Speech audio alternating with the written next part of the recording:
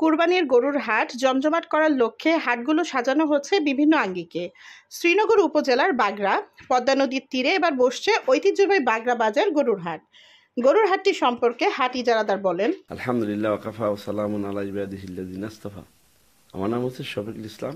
এটা আমি মোটামুটি আজ থেকে 20 বছর আগে ইজারা নিয়েছিলাম। এট এ টাইম 2-3 বছর করছি, মাঝখানে বন্ধ ছিল।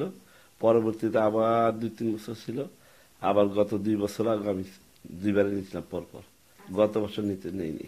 তাদের জন্য সুযোগ সুবিধা হচ্ছে সবচেয়ে বড় কথা, তাদের নিরাপত্তার ব্যাপারটা 100% গ্যারান্টি আছে।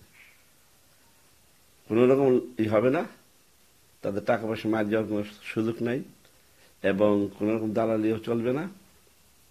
মোট কথা টাকা পয়সার ব্যাপারে গ্যারান্টি আছে। আর গরু বিক্রি করার সময় কোনো দালালি হবে না। মোট কথা কোন রকম হয়রানির শিকার ইনশাআল্লাহ আমার এখানে হয় না, হবেও না ইনশাআল্লাহ। জাল লোকের টাকার ব্যাপারে আমরা সেটাকে করব, পর্যবেক্ষণ করব, মেশিন দ্বারা সেটাকে চেক করব, তারপরে তাদের থাকা খাওয়ার ব্যবস্থা করব, তারপরে এভরিথিং যত সুযোগ সুবিধা আছে আমরা দিব ইনশাআল্লাহ। সেটা হচ্ছে বাগড়া বাজার, পদ্মা নদীর পারে, আমাদের ঐতিহ্যবাহী বাগড়ার গরুর হাট। পাইকার ভাইদেরকে আমরা সবসময় আহ্বান করতেছি, এখনো করতেছি, মোটামুটি 2 দিন পর্যন্ত করব, যাতে সমস্ত বিভিন্ন জায়গার থেকে পাইকার ভাইরা আসতে তারা সুযোগ সুবিধা আসে পায়।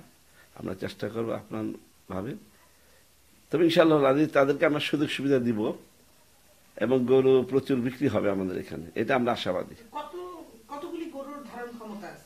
আমাদের এখানে প্রায় 2-3 হাজার গরু ধারণ ক্ষমতা হিসাবে আমি ব্যাপারটা নিচ্ছি। তবে হয়তো আমাদের গরু আমরা মনে করতেছি 1000-15 গরু বিক্রি করতে পারি হয়তো, ইনশাআল্লাহ।